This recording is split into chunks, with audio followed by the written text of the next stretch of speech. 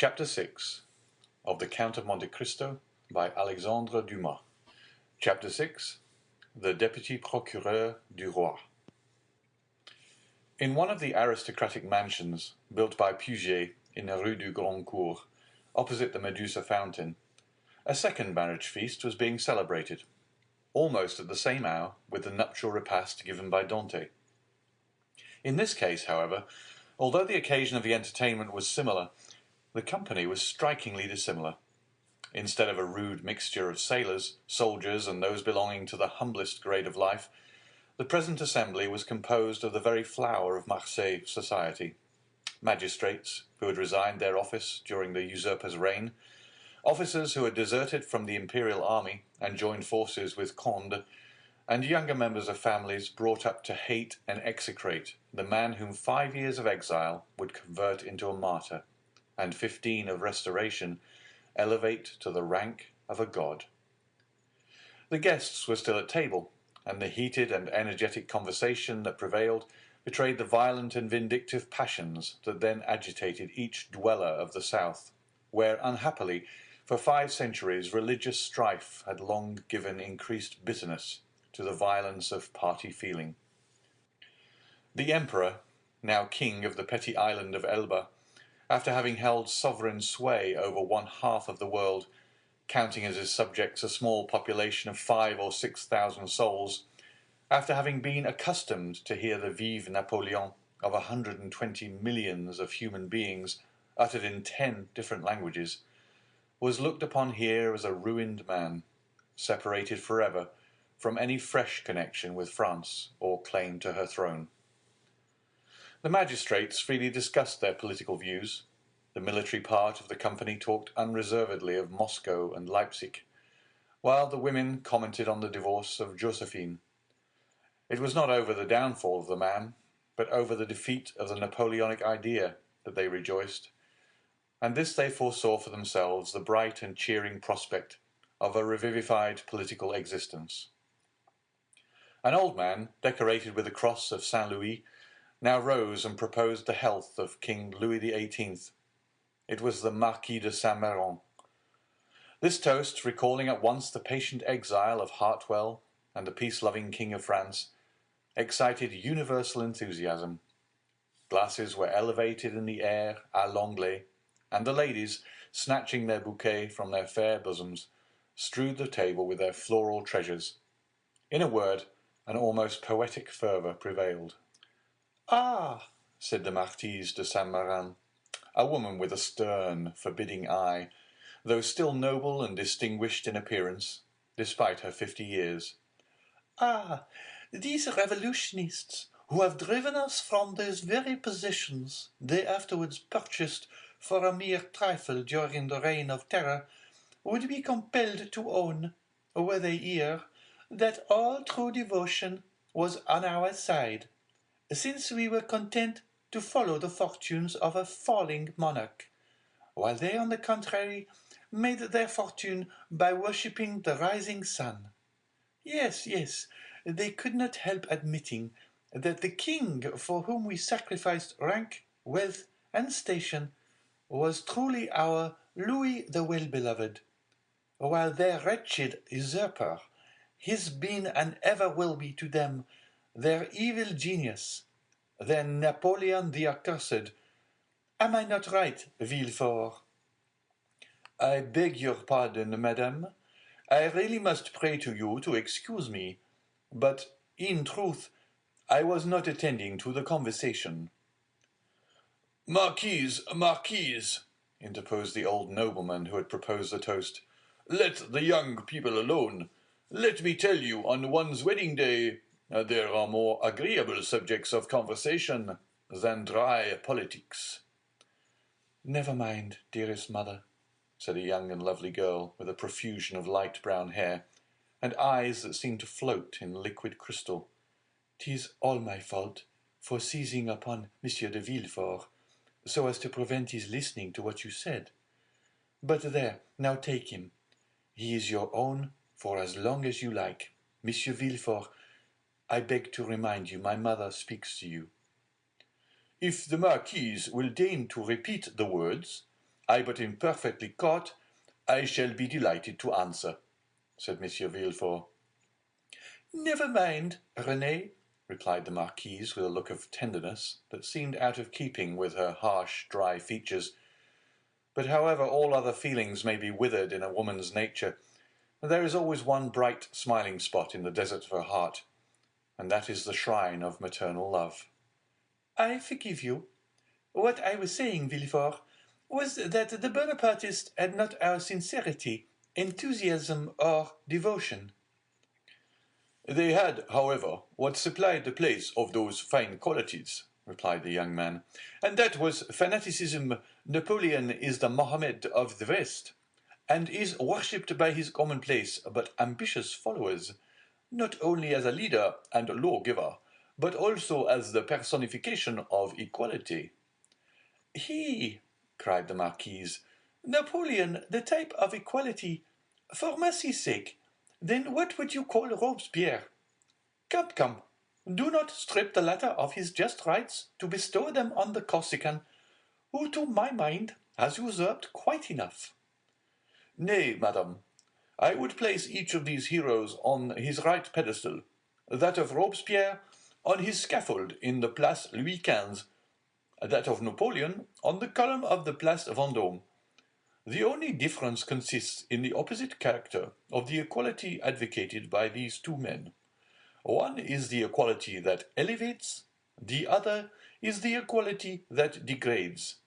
One brings a king within reach of the guillotine, the other elevates the people to a level with the throne. Observe, said Villefort, smiling. I do not mean to deny that both these men were revolutionary scoundrels, and that the 9th Thermidor and the 4th of April in the year 1814 were lucky days for France, worthy of being gratefully remembered by every friend to monarchy and civil order. And that explains how it comes to pass that, fallen, as I trust he is forever, Napoleon is still retained a train of parasitical satellites. Still, Marquise, it has been so with other usurpers. Cromwell, for instance, who was not half so bad as Napoleon, had his partisans and advocates. Do you know, Villefort, that you are talking in a most dreadfully revolutionary strain? But I excuse it. It is impossible to expect the son of a Girondin to be free from a small spice of the old leaven. A deep crimson suffused the countenance of Villefort. "'Tis true, madame," answered he, "that my father was a Girondin, but he was not among the number of those who voted for the king's death. He was an equal sufferer with yourself during the reign of terror, and had well nigh lost his head on the same scaffold on which your father perished." "True," replied the Marquise, without wincing in the slightest degree at the tragic remembrance thus called up. "But bear in mind, if you please, that our respective parents underwent persecution and proscription from diametrically opposed principles, in proof of which I may remark that while my family remained among the staunchest adherents of the exiled princes, your father lost no time in joining the new government, and that while the citizen Noirtier was a Girondin, the Count Noirtier became a senator." "Dear mother," interposed Renée, "you know very well it was agreed that all these disagreeable reminiscences should forever be laid aside." "Suffer me also, madame," replied Villefort, "to add my earnest request to Mademoiselle de Saint-Méran's, that you will kindly allow the veil of oblivion to cover and conceal the past. What avails recrimination over matters wholly past recall? For my own part, I have laid aside even the name of my father, and altogether disown his political principles. He was, nay, probably may still be, a Bonapartist, and is called Noirtier. I, on the contrary, am a staunch royalist, and style myself de Villefort. Let what may remain of revolutionary sap exhaust itself and die away with the old trunk. and condescend only to regard the young shoot which has started up at a distance from the parent tree, without having the power any more than the wish to separate entirely from the stock from which it sprung. "Bravo, Villefort!" cried the Marquis. "Excellently well said. Come now, I have hopes of obtaining what I have been for years endeavoring to persuade the Marquise to promise, namely a perfect amnesty and forgetfulness of the past." "With all my heart," replied the Marquise. "Let the past be forever forgotten. I promise you it affords me as little pleasure to revive it as it does you. All I ask is that Villefort will be firm and inflexible for the future in his political principles. Remember also, Villefort, that we have pledged ourselves to his Majesty for your fealty and strict loyalty, and that at our recommendation the king consented to forget the past as I do." And here she extended to him her hand, "as I now do at your entreaty. But bear in mind that should there fall in your way any one guilty of conspiring against the government, you will be so much the more bound to visit the offence with rigorous punishment, as it is known you belong to a suspected family." "Also, madam," returned Villefort, "my profession, as well as the times in which we live, compels me to be severe. I have already successfully conducted several public prosecutions, and brought the offenders to merited punishment. But we have not done with the thing yet." "Do you indeed think so?" inquired the Marquise. "I am at last fearful of it. Napoleon in the island of Elba is too near France, and his proximity keeps up the hopes of his partisans. Marseille is filled with half-pay officers who are daily, under one frivolous pretext or other, getting up quarrels with the royalists. From hence arise continual and fatal duels among the higher classes of persons, and assassinations in the lower." "You have heard, perhaps," said the Comte de Salvieux, one of M. de Saint-Méran's oldest friends, and chamberlain to the Comte d'Artois, "that the Holy Alliance propose removing him from thence." "Yes, they were talking about it when we left Paris," said M. de Saint-Méran. "And where is it decided to transfer him?" "To St. Helena." "For heaven's sake, where is that?" asked the Marquise. "An island situated on the other side of the equator, at least 2,000 leagues from here," replied the Count. "So much the better. As Villefort observes, it is a great act of folly to have left such a man between Corsica, where he was born, and Naples, of which his brother-in-law is king, and face to face with Italy, the sovereignty of which he coveted for his son." "Unfortunately," said Villefort, "there are treaties of 1814, and we cannot molest Napoleon without breaking those compacts." "Oh, well, we shall find some way out of it," responded M. de Salvieux. "There wasn't any trouble over treaties when it was a question of shooting the poor Duc d'Enghien." "Well," said the Marquise, "it seems probable that by the aid of the Holy Alliance we shall be rid of Napoleon, and we must trust to the vigilance of M. de Villefort to purify Marseille of his partisans. The king is either a king or no king. If he be acknowledged as sovereign of France, he should be upheld in peace and tranquillity, and this can best be effected by employing the most inflexible agents to put down every attempt at conspiracy. 'Tis the best and surest means of preventing mischief." "Unfortunately, madame," answered Villefort, "the strong arm of the law is not called upon to interfere until the evil has taken place." "Then all he has got to do is to endeavour to repair it." "Nay, madame, the law is frequently powerless to effect this.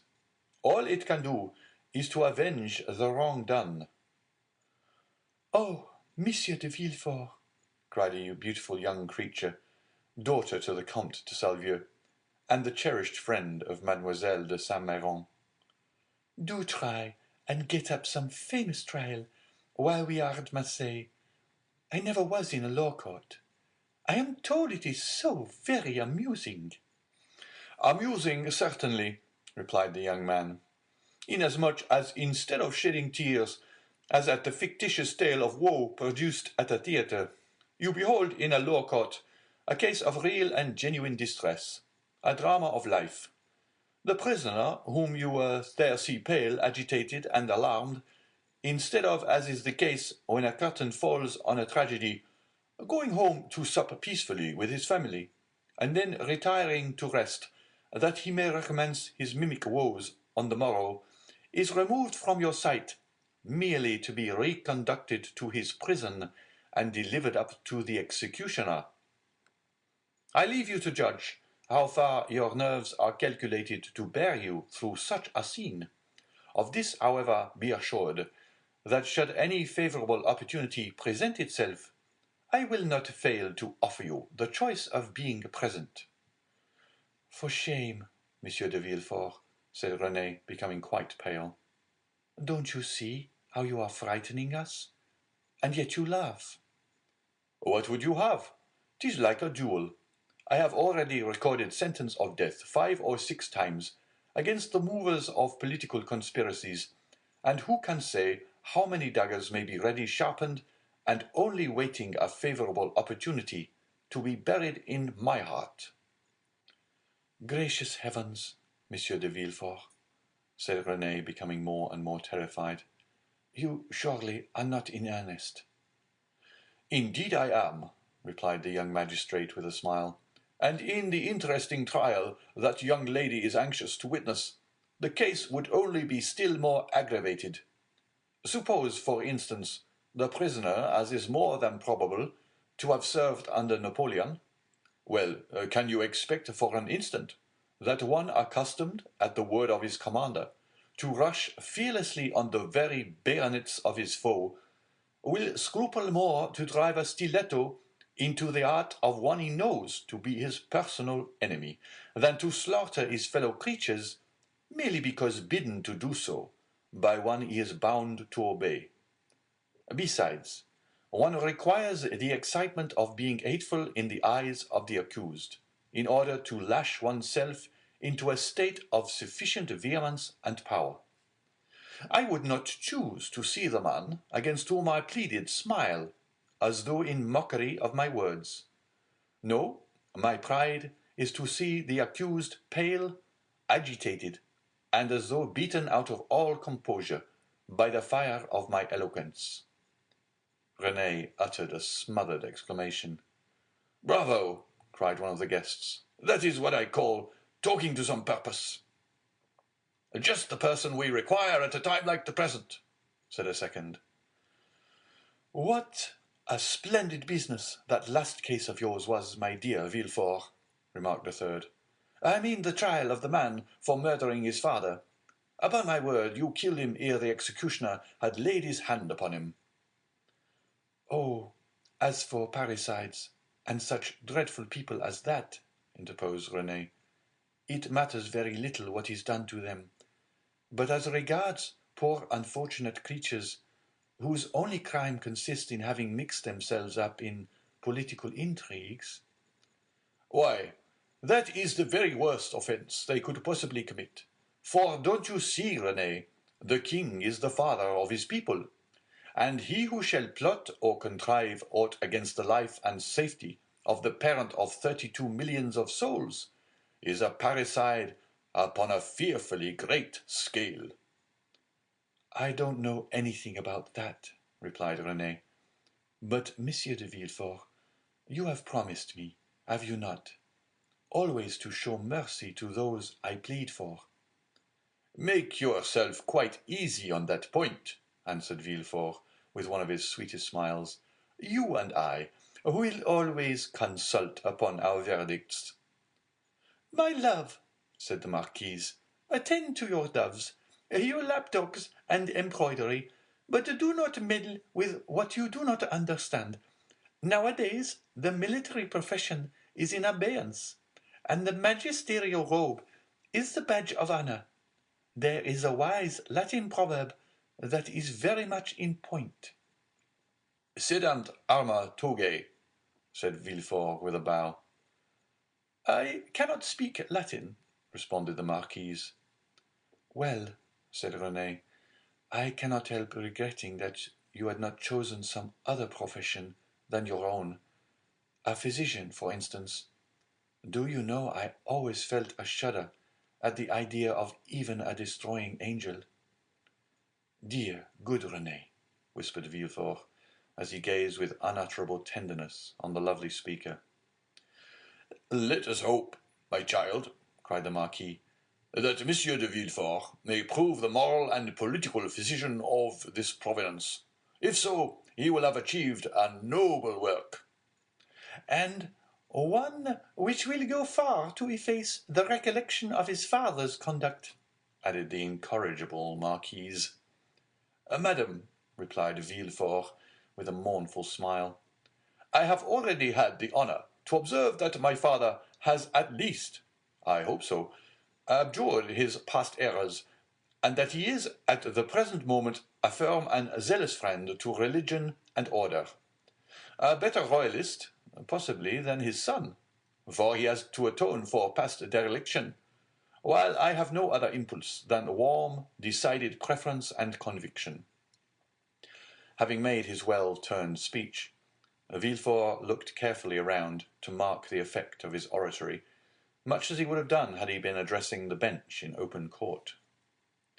Do you know, my dear Villefort, cried the Comte de Salvieux, that is exactly what I myself said the other day at the Tuileries, when questioned by His Majesty's principal chamberlain touching the singularity of an alliance between the son of our Girondin and the daughter of an officer of the Duc de Conde. And I assure you, he seemed fully to comprehend that this mode of reconciling political differences was based upon sound and excellent principles. Then the king, who, without our suspecting it, had overheard our conversation, interrupted us by saying, Villefort. Observe that the king did not pronounce the word Noirtier, but on the contrary placed considerable emphasis on that of Villefort.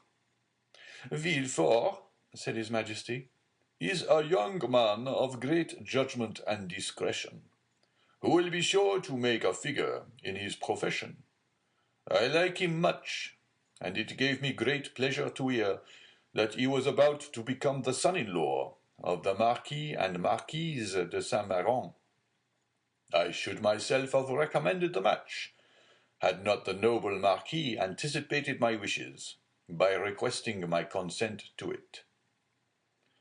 Is it possible the king could have condescended so far as to express himself so favourably of me? Asked the enraptured Villefort. I give you his very words, and if the Marquis chose to be candid, he will confess that they perfectly agree with what His Majesty said to him, when he went 6 months ago to consult him upon the subject of your espousing his daughter. That is true, answered the Marquis. How much do I owe this gracious prince? What is there I would not do to evince my earnest gratitude? That is right, cried the Marquise. I love to see you thus. Now then, with a conspirator to fall into your hands, he would be most welcome. For my part, dear mother, interposed Renée, I trust your wishes will not prosper, and that Providence will only permit petty offenders, poor debtors, and miserable cheats to fall into Monsieur de Villefort's hands. Then I shall be contented. Just as the same as though you prayed that a physician might only be called upon to prescribe for headaches, measles, and the stings of wasps, or any other slight affection of the epidermis. If you wish to see me the king's attorney, you must desire for me some of those violent and dangerous diseases, from the cure of which So much honour rebounds to the physician. At this moment, and as though the utterance of Villefort's wish had suffered to effect its accomplishment, a servant entered the room, and whispered a few words in his ear. Villefort immediately rose from table, and quitted the room upon the plea of urgent business. He soon, however, returned, his whole face beaming with delight. Renée regarded him with fond affection, and certainly his handsome features lit up, as they then were, with more than usual fire, and animation seemed formed to excite the innocent admiration with which she gazed on her graceful and intelligent lover. "You were wishing just now," said Villefort, addressing her, "that I were a doctor instead of a lawyer. Well, at least resemble the disciples of Aesculapius in one thing, that of not being able to call a day my own, not even that of my betrothal." "And wherefore were you called away just now?" asked Mademoiselle de Saint-Méran, with an air of deep interest. "For a very serious matter, which bids fair to make work for the executioner." "How dreadful!" exclaimed Renée, turning pale. "Is it possible?" burst simultaneously from all who were near enough to the magistrate to hear his words. "Why, if my information prove correct, a sort of Bonaparte conspiracy has just been discovered." "Can I believe my ears?" cried the marquise. "I will read you the letter containing the accusation at least," said Villefort. "The king's attorney is informed by a friend to the throne and the religious institutions of his country that one named Edmond Dantès, mate of the ship Pharaon, this day arrived from Smyrna, after having touched at Naples and Porto Ferraio, has been the bearer of a letter from Murat to the usurper, and again taken charge of another letter from the usurper to the Bonapartist club in Paris. Ample corroboration of this statement may be obtained by arresting the above-mentioned Edmond Dantès, who either carries the letter for Paris about with him, or has it at his father's abode. Should it not be found in the possession of father or son, then it will be assuredly be discovered in the cabin belonging to the said Dantès, on board the Pharaon." "But," said Renée, "this letter, which after all is but an anonymous scrawl, is not even addressed to you, but to the king's attorney." "True, but the gentleman being absent, his secretary by his orders opened these letters, thinking this one of importance. He sent for me, but not finding me, took upon himself to give the necessary orders for arresting the accused party." "Then the guilty person is absolutely in custody?" said the marquise. "Nay, dear mother, say the accused person. You know we cannot yet pronounce him guilty." "He is in safe custody," answered Villefort. "And rely upon it, if the letter is found, he will not be likely to be trusted abroad again, unless he goes forth under the especial protection of the headsman." "And where is the unfortunate being?" asked Renée. "He is at my house." "Come, come, my dear friend," interrupted the marquise. "Do not neglect your duty to linger with us. You are the king's servant, and must go wherever that service calls you." "Oh, Villefort!" cried Renée, clasping her hands and looking towards her lover with piteous earnestness, "be merciful on this day of our betrothal." The young man passed round to the side of the table where the fair pleader sat, and leaning over her chair, said tenderly, "To give you pleasure, my sweet Renée, I promise to show all the lenity in my power. But if the charges brought against this Bonapartist hero prove correct, why then, you really must give me leave to order his head to be cut off." Renée shuddered. "Never mind that foolish girl, Villefort," said the marquise. "She will soon get over these things." So saying, Madame de Saint-Méran extended her dry, bony hand to Villefort, who, while imprinting a son-in-law's respectful salute on it, looked at Renée as much as to say, "I must try and fancy it is your dear hand I kiss, as it should have been." "These are mournful auspices to accompany a betrothal," sighed poor Renée. "Upon my word, child," exclaimed the angry Marquise, "your folly exceeds all bounds. I should be glad to know what connection there can possibly be between your sickly sentimentality and the affairs of the state."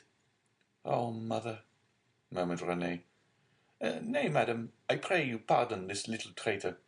I promise you that, to make up for her want of loyalty, I will be most inflexible severe." Then casting an expressive glance at his betrothed, which seemed to say, "Fear not, for your dear sake my justice shall be tempered with mercy," and receiving a sweet and approving smile in return, Villefort quitted the room. End of chapter 6.